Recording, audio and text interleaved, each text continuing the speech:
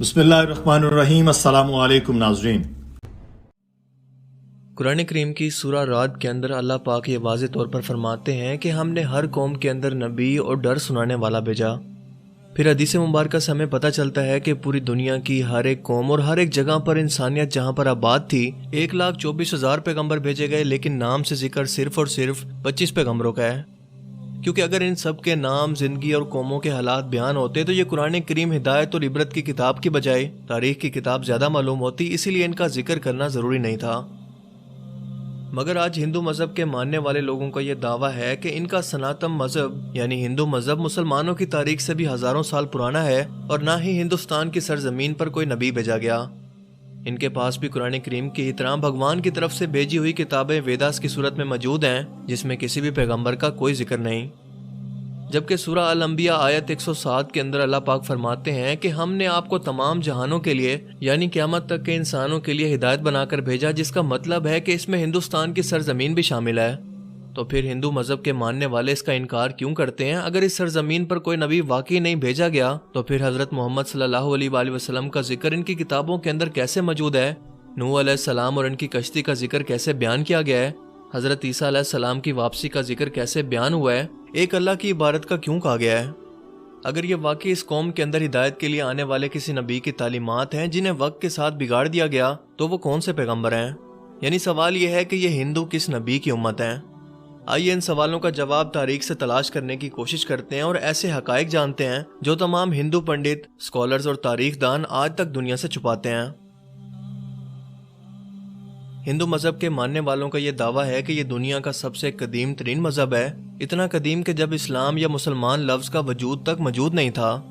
جو کہ صحیح بھی ہے کیونکہ کفر اور شرک کی ابتدا اسی دن سے ہو گئی تھی جب حضرت آدم علیہ السلام کے بیٹے قابیل نے حابیل کو قتل کیا اور ان سے الگ ہو کر کفر اور شرک کے اندر مبتلا ہو گیا۔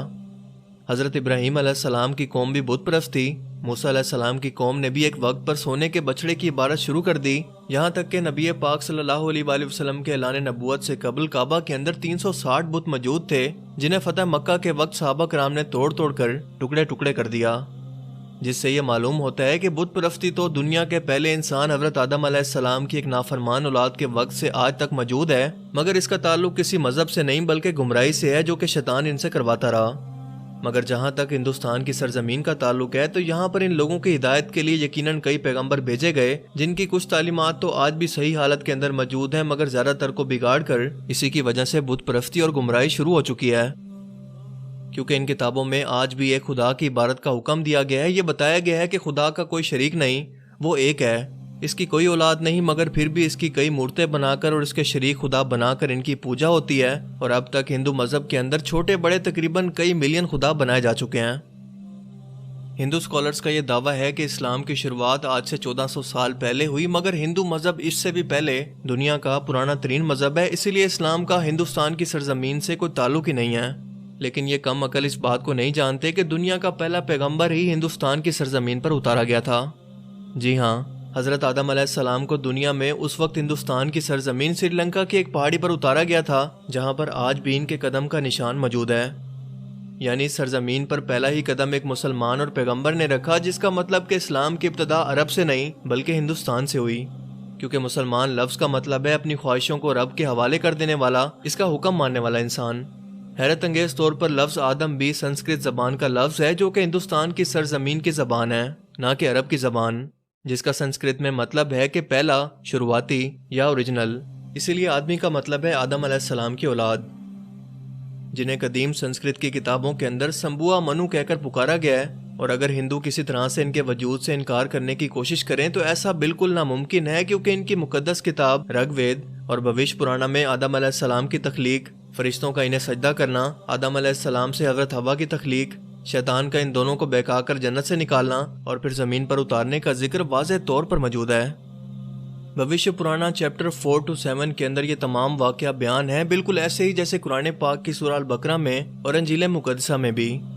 متیسیہ پرانا کے اندر لکھا ہے کہ خدا نے آدم علیہ السلام کے جسم کو 2 حصوں میں تقسیم کیا، ایک کو سمبوا منو یعنی آدم اور دوسری کو فیمیل یعنی شترو پاکا بنایا، جنہیں مسلمان حضرت بی بی ہوا کے نام سے جانتے ہیں۔ جس کا مطلب اگر ان تینوں دنیا کے سب سے بڑے مذاہب کے اندر ایک جیسی چیزیں موجود ہیں تو ان کا سورس بھی ایک ہی ہونا چاہیے، یعنی ایک خدا۔ سری لنکا کی سرزمین سے ہندوستان کی سرزمین کو جوڑنے کے لیے قدیم ترین قدرتی برج آج بھی ہزاروں سالوں سے پانی کے درمیان موجود ہے، جس کا بننا کوئی اتفاق نہیں ہے۔ اس کے بعد سب سے اہم سوال یہ ہے کہ اس ہندو سرزمین پر کس پیغمبر کو بھیجا گیا ہوگا؟ کیا اس بارے میں ہمیں تاریخ میں کوئی شواہد یا ثبوت ملتے ہیں؟ سب سے پہلی بات کہ ہندو نام کا کوئی مذہب تاریخ کے اندر کہیں پر موجود ہی نہیں ہے، اور نہ ہی ہندو مذہبی کتابوں میں، اور نہ ہی کوئی اور آسمانی کتاب مثلاً تورات، زبور، انجیل کے اندر اس کا کوئی ذکر موجود ہے۔ بلکہ دریائے سندھ کے پاس رہنے والے، سندھو ندی کے قریب رہنے والے لوگ اپنے علاقے کی نسبت کی وجہ سے نام کو بگاڑ کر ہندو کہلائے جانے لگے، جبکہ اصل میں ان کا یہ مذہب سنسکرت کی زبان کے اندر ہندو نام سے نہیں بلکہ سناتن دھرم کے نام سے تاریخ میں موجود ہے، جس کا عربی میں مطلب ہے مذہب پر قائم رہنے والا، جس کا بالکل ایسا ہی مطلب قرآن کریم کی سورہ روم کے اندر بھی موجود ہے، جہاں پر اسلام کو ہمیشہ باقی رہنے والا دین کہا گیا ہے، یعنی سناتن دھرم کا مطلب ہی مذہب اسلامی ہے۔ تاریخ کے حوالوں اور مضبوط دلائل سے یہ پتہ چلتا ہے کہ یہ وید کسی اور پیغمبر پر نہیں بلکہ آدم ثانی یعنی حضرت نوح علیہ السلام پر اتارے گئے، جس میں انہیں مہا نوح کہا گیا ہے۔ ویدوں میں پیغمبر اور عظیم شخصیات کے لیے منو کا لفظ استعمال کیا گیا ہے، لہٰذا نوح علیہ السلام کو بڑے سیلاب والا منو کہہ کر بیان کیا گیا ہے، اور ان کی کشتی سے لے کر سیلاب تک کا تمام واقعہ تفصیل سے موجود ہے، جیسا کہ قرآن کریم کی سورہ ہود میں اور بک آف جینیسس چیپٹر 7 کے اندر بھی یہ بیان ہے۔ ویدوں میں لکھا ہے کہ جب بڑے سیلاب کے بعد دنیا پھر سے آباد ہوگی تو میں ان ویدوں کو نافذ کروں گا، اور بھوشیہ پرانا چیپٹر 4-7 کے اندر نوح علیہ السلام کے طوفان کے بارے میں بیان کیا گیا، اور یہ بھی کہ اس منو کو خدا نے کشتی بنا کر اس کے اندر جانوروں کو سوار کرنے کا حکم دیا، جس کے بعد ایک عظیم طوفان آیا جس نے بھارت ورش یعنی ہندوستانی سرزمین پر زندگی کو ختم کر دیا۔ لفظ نوح سنسکرت زبان کے اندر بھی موجود ہے، جس کا مطلب ہے بوٹ یعنی کشتی والا، وہی مطلب جو کہ عربک زبان کے اندر ہے۔ اس دوران یہ ویداس فیوچر کے بارے میں بیان کر رہی ہیں کہ کیسے ایک بڑا طوفان آنے والا ہے اور کیسے ایک بار پھر سے انسانیت کی شروعات ہوگی، اور ویداس میں نوح علیہ السلام کو کل 74 جگہ پر نام کے ساتھ بیان کیا گیا ہے۔ فرانس کے ایک رائٹر A.J.A. ڈبوئس نے ہندو مذہب اور روایات کو 40 سال تک پڑھا اور بتایا کہ طوفان نوح کے بعد ہندوستان کی سرزمین ایک صحرا کی طرح تھی جسے آباد کیا گیا، اور خود ویداس بھی بار بار نوح علیہ السلام کو ہی مخاطب کر کے ان کے واقعات بیان کر رہی ہیں، جس کا مطلب کہ ہندوستان کی سرزمین اور نوح علیہ السلام کے درمیان ایک تعلق موجود ہے، اور طوفان نوح کے بعد جن ویداس کو نافذ کرنے کا بیان کیا گیا تھا وہ حضرت نوح علیہ السلام کی ہی تعلیمات تھی، جو اس طوفان کے بعد اس ہندو سرزمین پر ان کے ایک بیٹے کی نسل سے آگے پھیلنا شروع ہوئیں، جس کے بعد اس قوم نے گمراہ ہو کر بت پرستی کرنی شروع کر دی، کیونکہ تاریخ کے حوالوں سے ہمیں پتہ چلتا ہے کہ نوح علیہ السلام کی قوم کے جیسے دیوی دیوتاؤں کی پوجا کرنے کا تصور دنیا میں کہیں اور موجود نہیں تھا۔ قرآن کریم میں نوح علیہ السلام کی قوم کو سابی کہا گیا ہے، جو کہ عراق کی سرزمین کو کہتے ہیں، جہاں پر حضرت ابراہیم علیہ السلام پیدا ہوئے، جن کی قوم یہی مشرک تھی، جنہوں نے نوح علیہ السلام اور ان کے درمیان آنے والے تمام نبیوں کی تعلیمات کو یا تو بدل دیا تھا یا پھر بھلا دیا تھا، اور انہی بتوں کی پوجا کرتی تھی۔ اس کے علاوہ یہ فرشتوں کی بھی عبادت کیا کرتے تھے، اسی لیے خدا کے ساتھ ساتھ ان لوگوں نے فرشتوں کی مورتیاں بنا بنا کر انہیں بھی خدا کا درجہ دینا شروع کر دیا، بالکل ایسے ہی جیسے ہر بڑے کام پر اللہ تعالیٰ نے فرشتے مقرر کیے ہیں اور وہ اپنے ہر بڑے کام کے لیے اللہ تعالیٰ کی طرف سے پابند ہیں، اسی طرح سے ان لوگوں نے ہر کام کروانے کے لیے ایک الگ الگ خدا مورتیوں کی صورت میں بنا لیا۔ یہ لوگ ستاروں اور آگ کے بھی پجاری تھے، اسی لیے آج بھی ہندو قوم ستاروں کے علم کے اندر اتنا یقین رکھتی ہے اور آگ کی بھی پرستش کرتی ہے، اسے مقدس جانتی ہے۔ مگر سب سے اہم سوال یہ ہے کہ یہ سب جان کر بھی اور اپنی کتابوں کے اندر واضح طور پر ایک خدا اور پیغمبروں کی تعلیمات کو واضح طور پر دیکھ کر بھی ہندو قوم اس کا انکار آخر کیوں کرتی ہے؟ کیوں نہیں مانتی کہ اللہ تعالیٰ کے وعدہ کے مطابق ان کی قوم کے اندر بھی اللہ کا پیغام اتارا گیا، انہیں بھی ڈر سنایا گیا؟ یہ بات سمجھنے کے لیے آپ کو صحیح بخاری کی ایک حدیث مبارکہ کے بارے میں جاننا ہوگا کہ ابو سعید سے روایت ہے کہ رسول پاک صلی اللہ علیہ وآلہ وسلم نے فرمایا کہ قیامت کے دن حضرت نوح علیہ السلام اور ان کی قوم کو بلایا جائے گا، اور اللہ تعالیٰ نوح علیہ السلام سے یہ سوال کریں گے کہ کیا آپ نے اپنی قوم تک میرا پیغام پہنچا دیا تھا؟ حضرت نوح علیہ السلام کہیں گے کہ بے شک میرے مالک،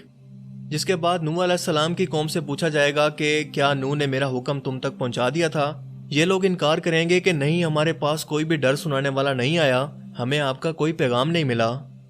اللہ تعالیٰ نوح علیہ السلام سے فرمائیں گے کہ آپ کا گواہ کون ہے؟ وہ فرمائیں گے کہ حضرت محمد صلی اللہ علیہ وآلہ وسلم اور ان کی امت۔ پھر تم لوگوں کو پیش کیا جائے گا اور تم لوگ گواہی دینا کہ نوح علیہ السلام نے اپنا پیغام یا اللہ کا حکم پہنچا دیا تھا، جس کے بعد نبی پاک صلی اللہ علیہ وآلہ وسلم نے سورہ البقرہ کی آیت 143 پڑھی کہ اور اسی طرح سے ہم نے تمہیں امت وسط بنایا، یعنی درمیانی امت بنا دیا، تاکہ تم لوگوں پر گواہ رہو اور رسول تم پر گواہ رہیں، جس سے یہ ثابت ہوا کہ یہ ہندو قوم کبھی بھی اپنے نبی نوح علیہ السلام کی تعلیمات یا کسی اور پیغمبر کو تسلیم نہیں کریں گے، اور ہندوستان کی سرزمین کا اصل مذہب اسلامی تھا جو کہ بگاڑ کی وجہ سے اپنی اصل شکل کو کھو چکا ہے۔ آج یہ ہماری ذمہ داری تھی کہ ہم ان لوگوں تک اللہ کا پیغام صحیح حالت کے اندر پہنچاتے، کیونکہ ہمارے رسول کو تمام جہانوں کے لیے رحمت بنا کر اور ڈر سنانے والا بنا کر بھیجا گیا۔